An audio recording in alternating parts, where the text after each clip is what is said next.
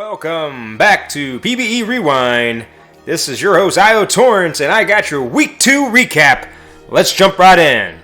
Let's take a quick look at the standings as of up to Week 2 after completion. Over on the Eastern Division, Outer Banks Aviators 34-17 still leads the way with the New Orleans Rougarous 27-24, 7 games back. Indianapolis Apex 26-25, 8 games back. New York Voyagers 25-26, 9 games back. And the Sarasota Supernovas 23-28, 11 games back. Cancun Tours and the Providence Crabs come in the rear, 18 games back at a collective record of 16-35. With the Aviators up there at the top with a .667 winning percentage, we have a pretty tight one there for second, separated by 2 games with the New Orleans Rougarous, Indianapolis Apex, and New York Voyagers, with a Sarasota Supernova just not far from them. The East, as has been the last few seasons, is a tight division, and it'll be exciting to see moving into the second half of the season. Moving over to the West Coast, let's take a look at the Western Division after Week 2. The Nashville Stars are 33-18, top of the list, with the Death Valley Scorpions 31-20, 2 games back. The Vancouver Vandals 31-20, 2 games back. Surprisingly, the San Antonio Sloths are in 4th place at 29-22, 4 games back, with the Detroit Demons 27-24, 6 games back. The Boise Raptors 23-28, 10 games back, and the Kashima Foxes, the rear, 16-35, 17 games back. Pretty, again, another close division with the top 5 teams all with winning records. We have a pretty clear top tier with the Stars, Scorpions, and Vandals, and even the Sloths are still right in there, just a few games, 4 games out of first, and then the Detroit Demons are still keeping their nose in things and keeping themselves alive. The Western Division is tight all around, and it'll be an exciting division as well moving forward into the second half. Moving into top stories, we have San Antonio's Scott Poe hitting his 200th career home run. And after 9 seasons, currently stands at 207 home runs, 208 doubles, 980 hits, and 899 games with a career average of 273 with a 352 on base. Scott is having an absolute gem of a season again. In the last couple of seasons, he's been stroking the ball and was the MVP candidate the last few seasons and is always a top-tier player for the San Antonio. Moving right along, we want to jump to our next event. We have Stats Guru Geronimo Shiderme with a segment on defensive stats. Take it away, Geronimo. What you got for me? Hi, everyone. I'm Geronimo Shiderme, and welcome back to the Stat Room. Last week, we took a look at the offensive MVP race by examining which players were carrying the largest portion of the offensive load for their teams. I do have an update for you on that, and I'll give it to you at the end of the video. But this week, what I want to look at is evaluating defense. So first, let's look at the tools that OOTP provides us in order to evaluate our defense. On each player's page at the bottom are their career fielding stats. These columns from left to right are position, games, games started, putouts, assists, double plays, total chances, errors, winning percentage, innings in the field, range factor, zone ratings, and defensive efficiency. If you are a catcher, you have 4 more columns that are passed balls, something to do with how many times you've attempted to throw out a base runner, runners thrown out, and runner thrown out percentage. Out of all of these stats, if I had to choose one to evaluate defensive performance, I would choose zone rating. If you're not familiar with zone rating, I would just look here at the online glossary from the OOTP development team. It essentially is just a way of measuring how many outs your player has made more than the average player at their position would have in a set amount of time. So if your season zone rating is +7, that implies that your player has made 7 more outs than the average player at your position would have. If we use this to evaluate defensive performance, here are the season's top 10 defensive players. Kevin Hunter's 7.7 implies he has made 7 or 8 more outs than the typical center fielder would have so far in the 51 games this season. Unfortunately, there's a problem with the way that OOTP calculates our zone rating for our league. The league-wide zone rating should be 0, since the average zone rating is supposed to be 0. However, for our league right now, it's 42.4. Now that's a problem, but it turns out it's not that big of a problem.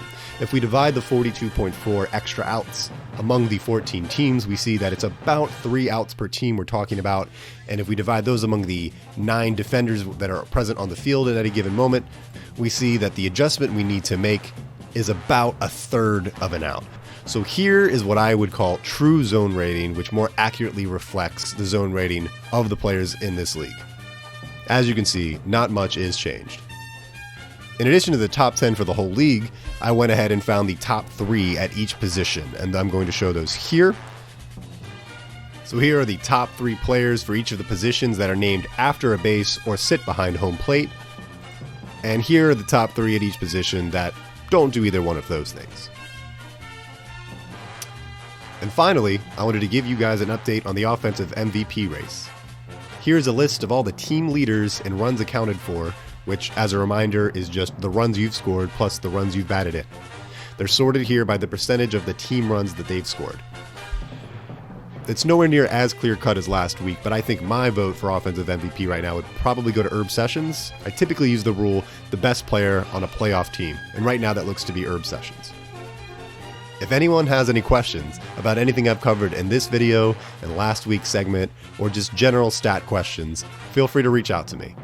You can contact me on Twitter at Shiderme, on the forum at Shiderme, and also on YouTube. My account is Geronimo Shiderme. I'll talk to you guys next week. Thank you, Geronimo. Excellent stuff. I said last week that I'd like to take a look into the defensive side of things, as we always talk about pitching and hitting.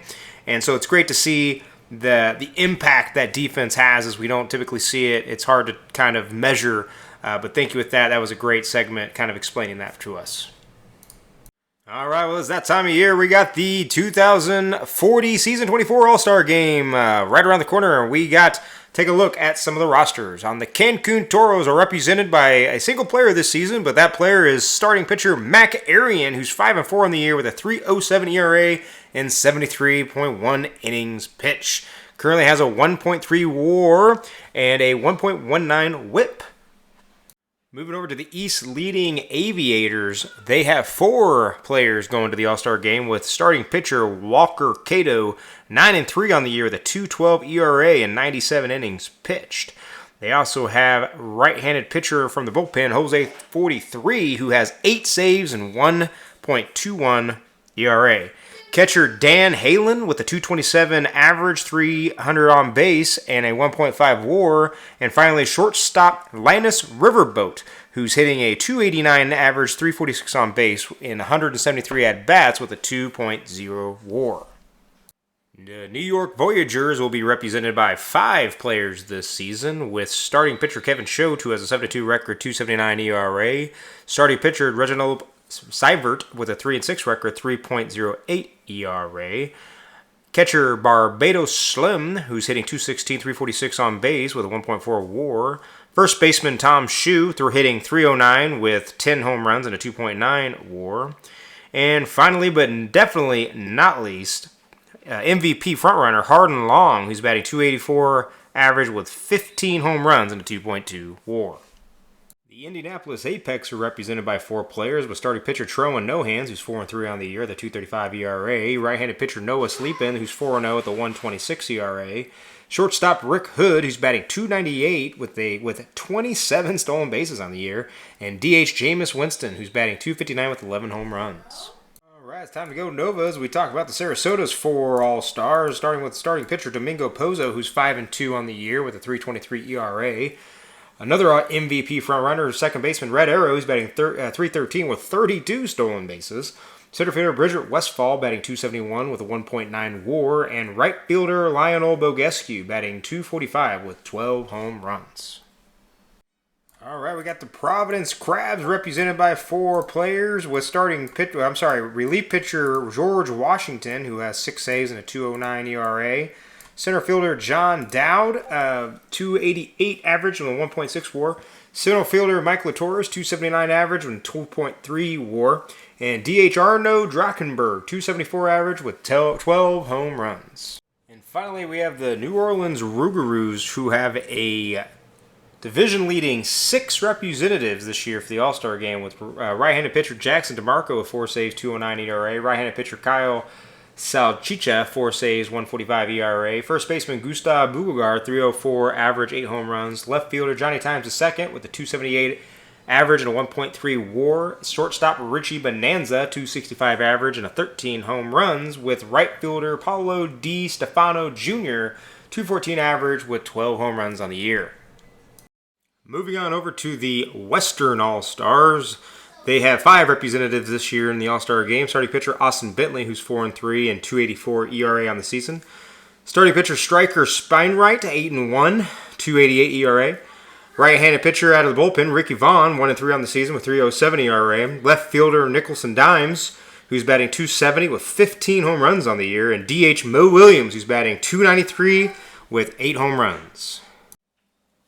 Next, we have the Nashville Stars with 6 representatives. Starting pitcher Lucky El Churro, who's 6-4 on the year with a 3.10 ERA. Right-handed pitcher Cletus McFlordaman, who's 3-1 with a 2.47 ERA. First baseman Brandon Fry, batting 321 on the year with 13 home runs. Third baseman Jason Buswell, 289 average with a 16 home runs. Center fielder Zach Johnson, 265 average and a 2.3 WAR on the year. And right fielder Thomas Rose, who's batting 241 average with 12 home runs.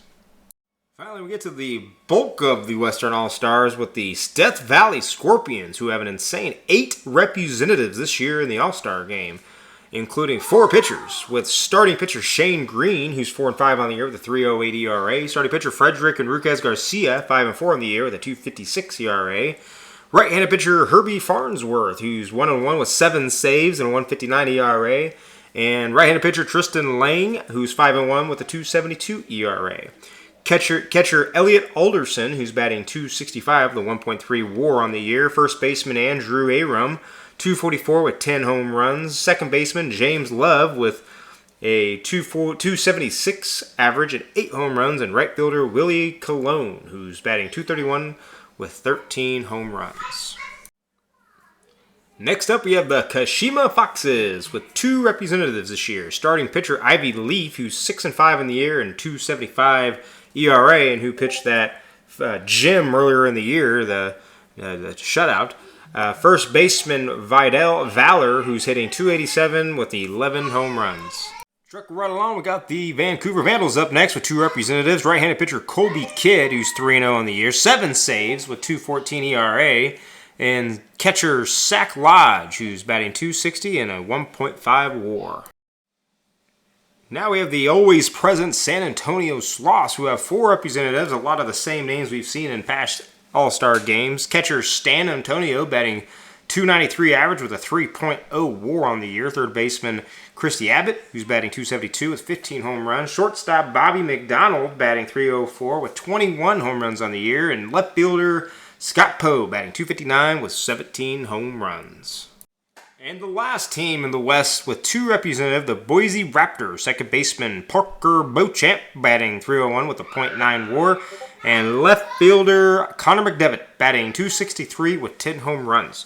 At first glance, it does appear the Western All-Stars has a little bit more firepower on offense and obviously some studs on the pitching side, and so I definitely have to give the edge in this game to the West.